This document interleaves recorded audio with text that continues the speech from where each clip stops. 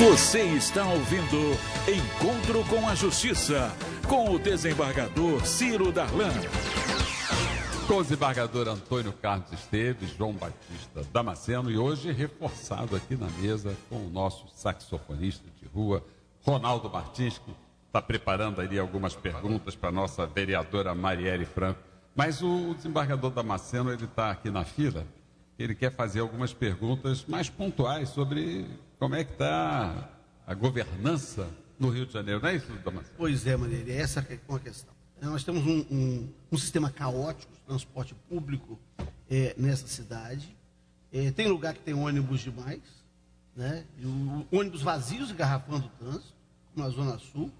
E temos, né, ao contrário, alguns lugares da Zona Oeste, da Leopoldina, onde não há o transporte.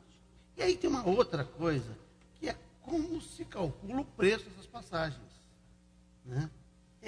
Como vereador, você vai ter a função de fiscalizar, né, os atos do poder público municipal, inclusive essas concessões. Está na sua mira buscar decompor, né, os custos, né, que levam à cobrança dessa passagem na cidade do Rio de Janeiro? Antes de ela responder, deixa eu complementar também. Claro. Que o candidato dela colocou que foi sitiado, cada um pegou um pedacinho. Um vai até aqui, o outro vai daqui para lá. Como é que vai funcionar essa questão? Cada um pegou. Hoje eles subdividiram, né? Tiraram muitas linhas de ônibus que não estão funcionando mais e dividiram. Você vai daqui ali, você pega daqui para lá. Por exemplo, para mim vir para cá, hoje eu gastei 3 conduções, porque as conduções não são interligadas, elas são todas são todas picadas, entendeu? Foi feito no governo anterior, né? Essa divisão de você ter um trecho daqui para ali. O seu trecho, a tua empresa vai dali para cá, e é uma das propostas também do seu candidato. Né? Então, mas vamos lá para a gente esclarecer as propostas e pensar mais alternativas. Acho que tem um problema que se chama reorganização das linhas de ônibus. Hoje, o que a gente está propondo é exatamente não picotar, fazer a interlocução seja do modal quanto das próprias linhas.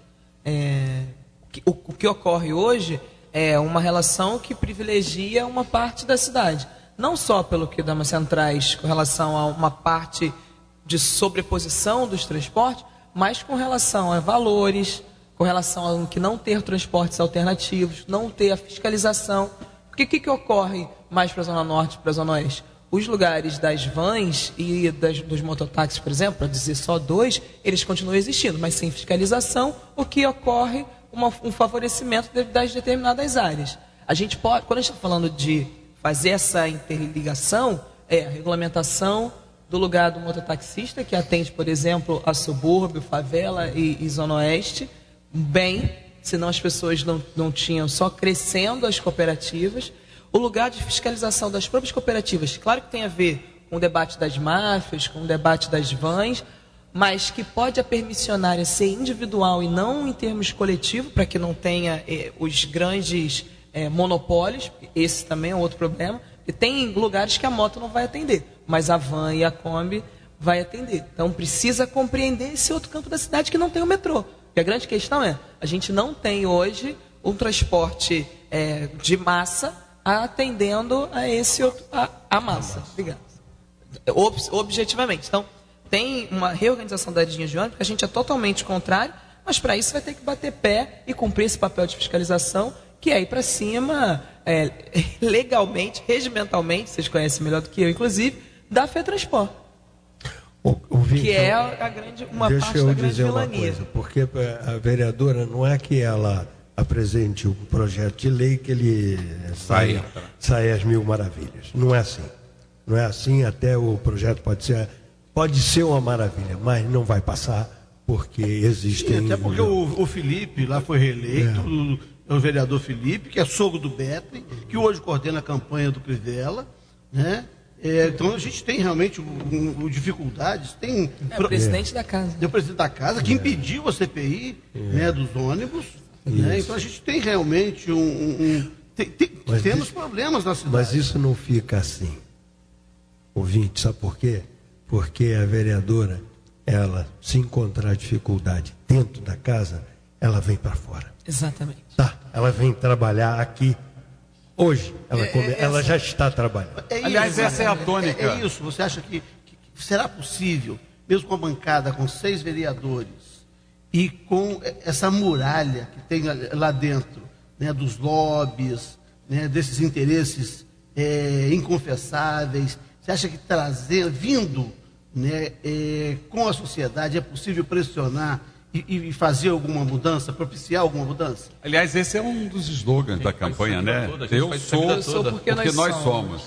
Então, será que vai funcionar essa chamada da sociedade, a politização da sociedade, para que a sociedade reclame os seus direitos junto com os seus representantes? Tem uma expectativa e tem uma responsabilidade grande. Quando eu falo do eu sou porque nós somos, não é só jargão, não, e nem só uma frase bonita. Assim. Não fazia sentido hoje fazer essa disputa por dentro do Estado se a gente não achasse que a gente pode, de fato, implodir por dentro no sentido de romper e trazer essas informações. Então, seja o lugar do orçamento, por exemplo, falarmos de tarifa. A gente não sabe por que a tarifa custa R$ 3,80. Essa caixa preta, seja porque agora tem um poder legal de fazer essa requisição e publicizar, caso ela seja respondida ou não.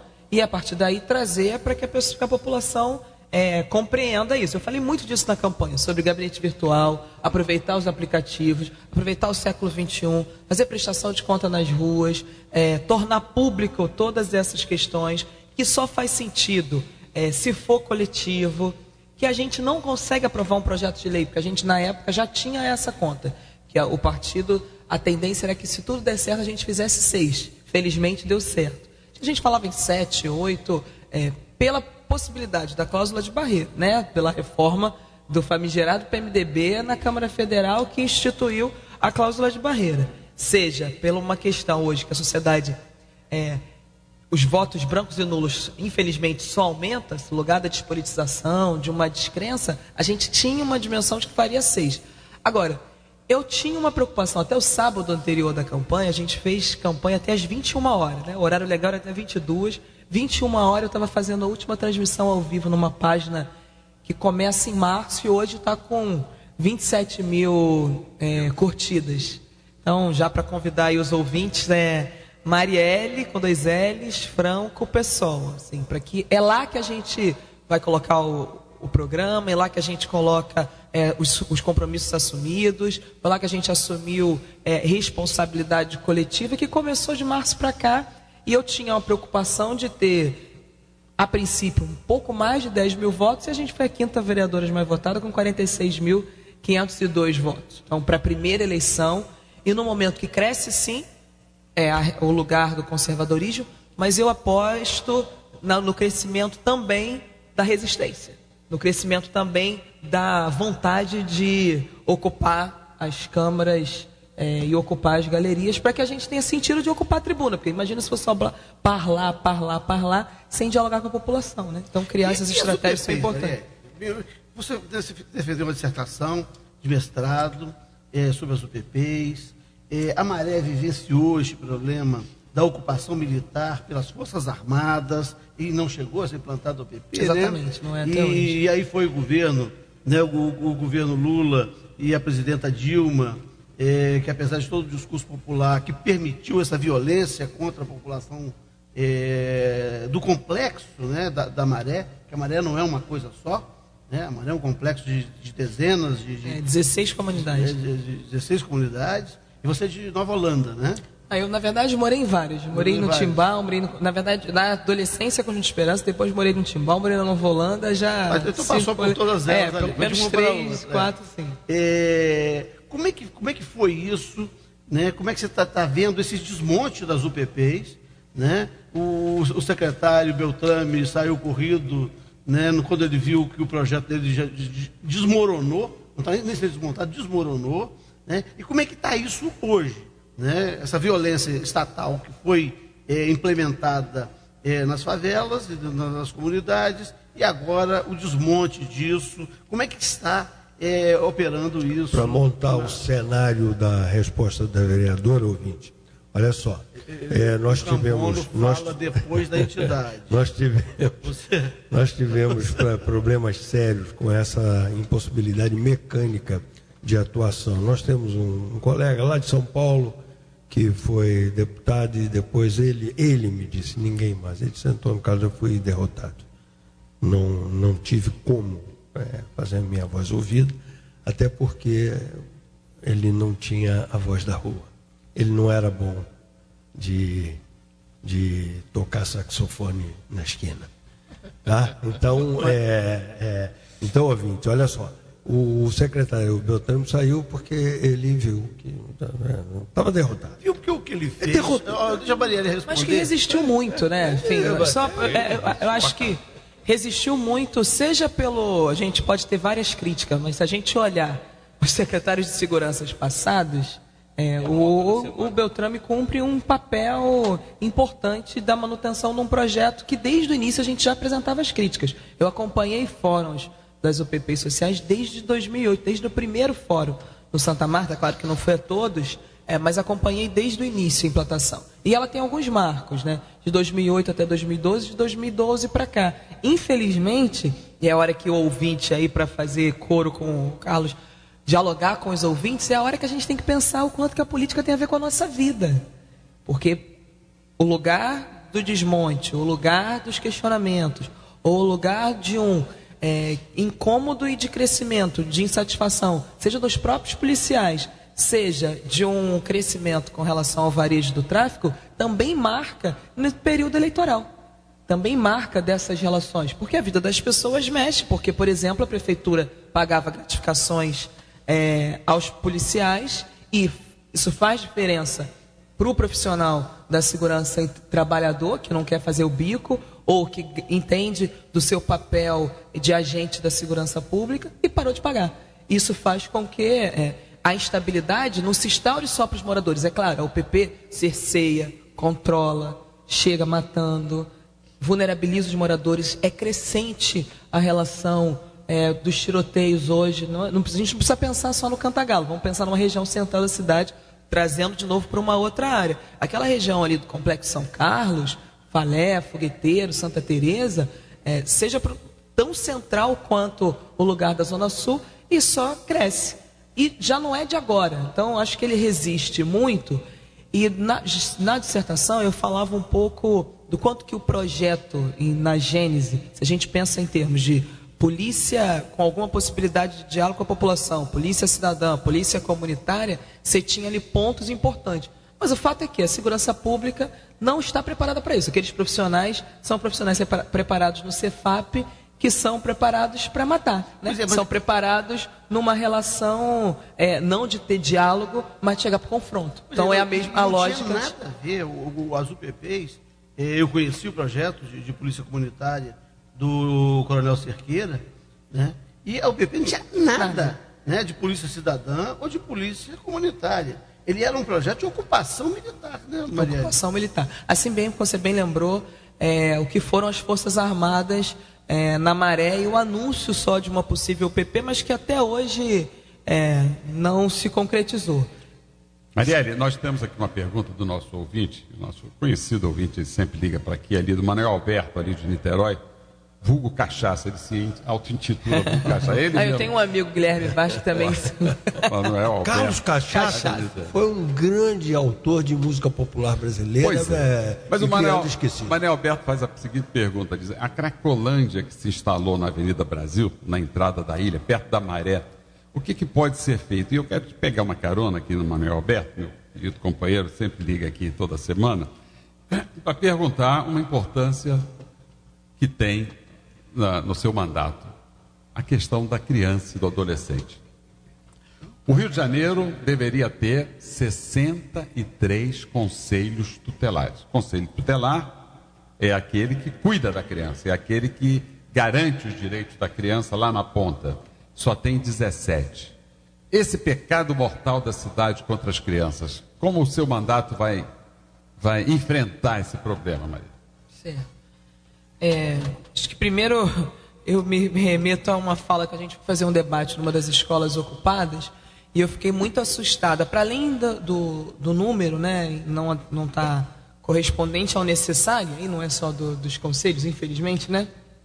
Na diversidade de conselhos, na diversidade dos consultórios de rua, para dialogar já com o Manuel, mas era a utilização do conselho como órgão não de proteção de direitos, mas de repressão.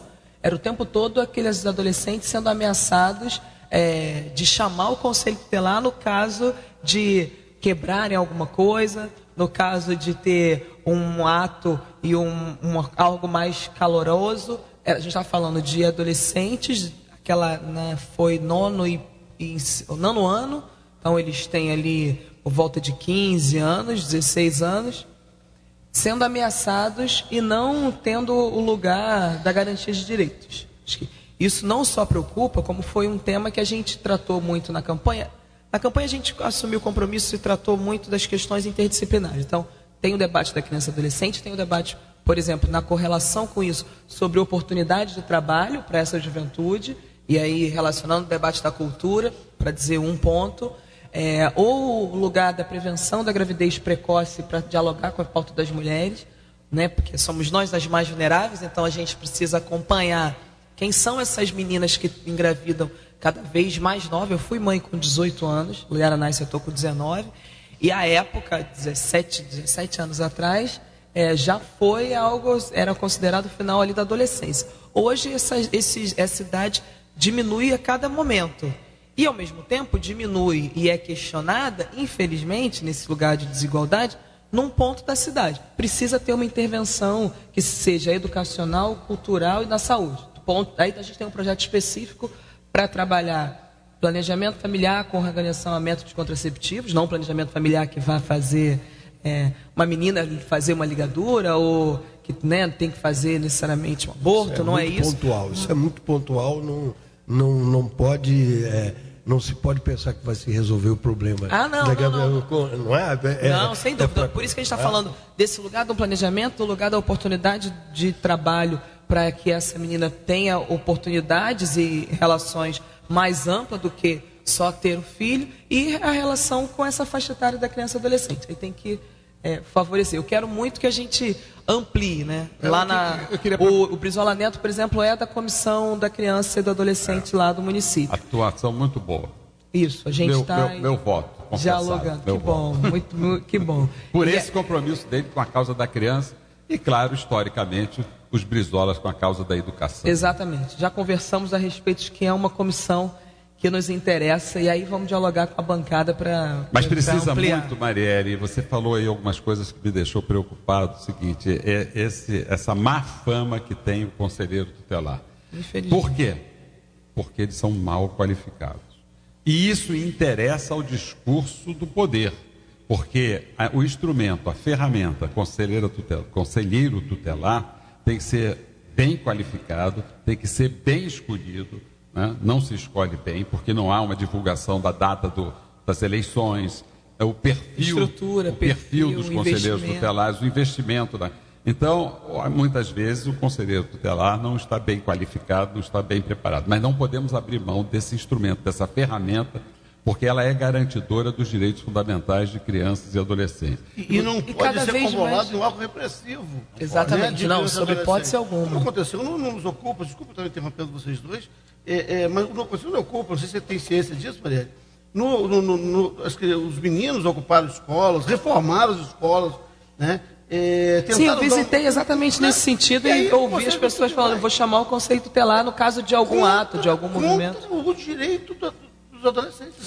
Me desculpe, mas eu vou esclarecer essa questão, que não está bem claro. Não é o conselho tutelar que intervém, não. É o juiz que mandou. Foi a juíza que mandou o conselheiro tutelar ir lá. E ele foi. Ela mandou com o poder de polícia que ela tem, mas que ela não tem autoridade de mandar do conselheiro tutelar. A atuação do conselheiro tutelar é independente e autônoma. Então, quando chega um juiz, quando chega um promotor e manda ele fazer essa intervenção indevida na escola, e ele faz, nós temos que proteger o conselheiro tutelar para dar a ele essa atuação autônoma e independente. Eles não podem ser moleque de recado de juiz, nem moleque de recado de promotor. Para isso tem que ter segurança. Isso está bem claro na lei. E aí o que faz um edil, o que faz Edil é vereador, caros ouvintes, agora o Cambono sou eu. o que faz aquele que está eleito para atividade fim de localizar o barbeiro, de localizar a costureira e tal. Como é que ele vai unir essas duas pontas sociológicas de objetivos tão díspares? Acho que só para responder, que acabamos falando muito com relação ao Manuel e a Cracolândia, né? Para o ouvinte aí. A questão das drogas como um todo. Eu acho que tem vários pontos que a gente pode fazer um programa específico sobre isso, né? Mas tem um debate sobre a droga, sobre a drogadição, sobre o que representa cada vez mais esses espaços e algo que está sob responsabilidade do município. Por exemplo, os CAPs ADs, né? O que é o lugar do consultório de rua ou de uma assistência adequada para que aquela população seja assistida e não, novamente, reprimida, né? O que ocorre ali é uma limpeza à medida que tenha ou algum trânsito, como a gente viu agora nos últimos eventos das Olimpíadas, né? Infelizmente, no momento das Olimpíadas se limparam tudo. E aí não sei se Manuel conhece, talvez não, porque ele passagem, a lixeira é lá em Santa Cruz. Não. A lixeira que você... A lixeira, ela está falando da limpeza. Eu estou aqui porque a sujeira, o lugar do lixo, tudo que vocês falaram aqui, eu estou quieto porque... Claro. Eu estou só ouvindo e falou do pessoal que saiu lá do complexo e a lixeira vai sendo jogado tudo lá. Depois eu queria saber qual é a proposta, porque lá não tem um PP... Lá tem a Cracolândia, que transformaram o SESI em um centro para botar drogados. Eu nunca vi tratar drogados do lado da boca de fumo. É a primeira vez que eu vejo isso, né? E aí agora os irmãos lá da igreja até criaram uns centros de tratamento de drogados dentro da comunidade. Tem uns 3, porque tem um da prefeitura, grandão lá, o SESI. Não sei se você visitou Santa Cruz ou não é. Visitei, SESI... mas não visitei essa área. Não é familiar. Não. Entendi. Mas acho que tem algumas coisas. Por isso que eu falei que acho que a gente poderia fazer um programa só sobre essas questões. Sobre limpeza, sobre muda, tira, quem são os consultórios de rua, qual é o lugar da assistência para essas pessoas que estão na Cracolândia, como o debate moralista e aí das igrejas nos cega para tratar o debate das drogas. Aí não debate sobre legalização, é só o papel da droga na sociedade que a gente tem hoje.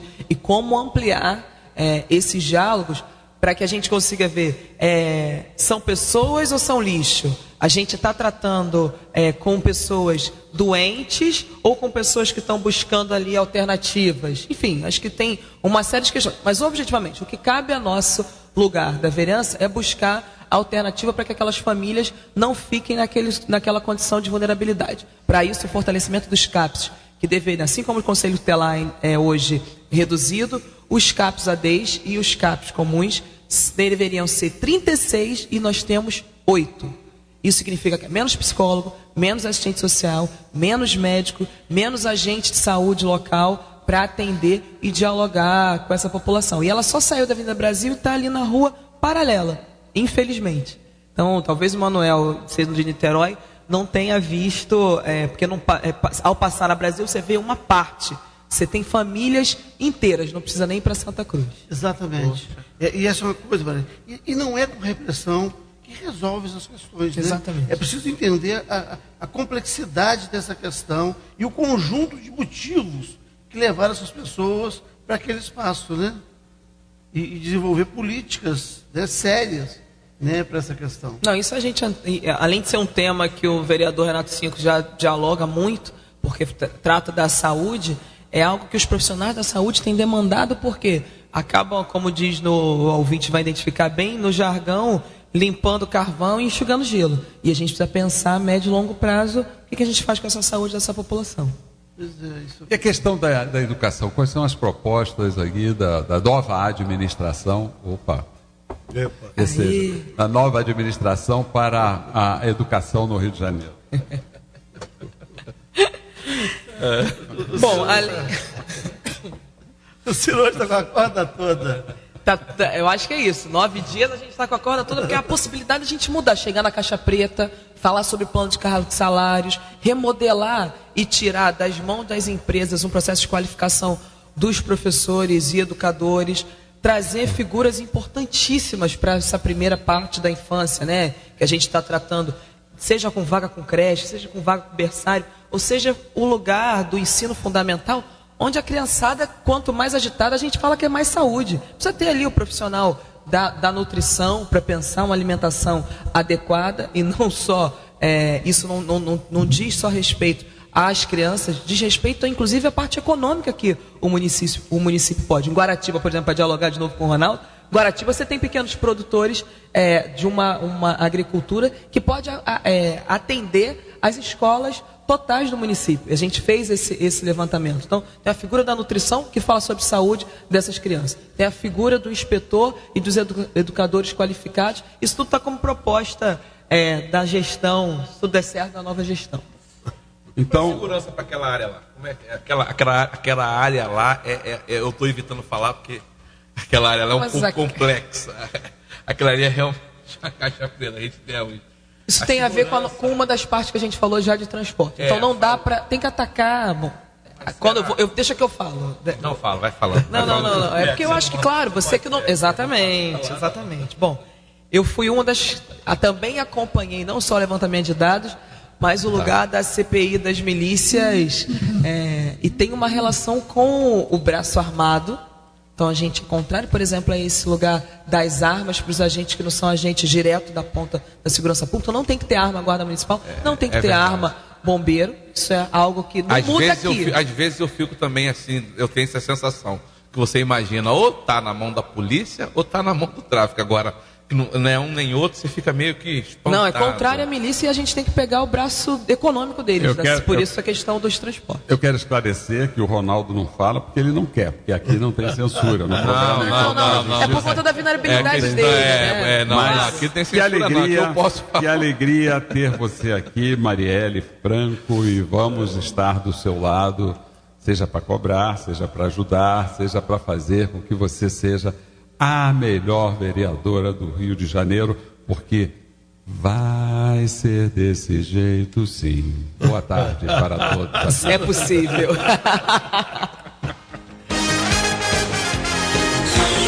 A Rádio Manchete Online apresentou Encontro com a Justiça, com o desembargador Ciro Darlan.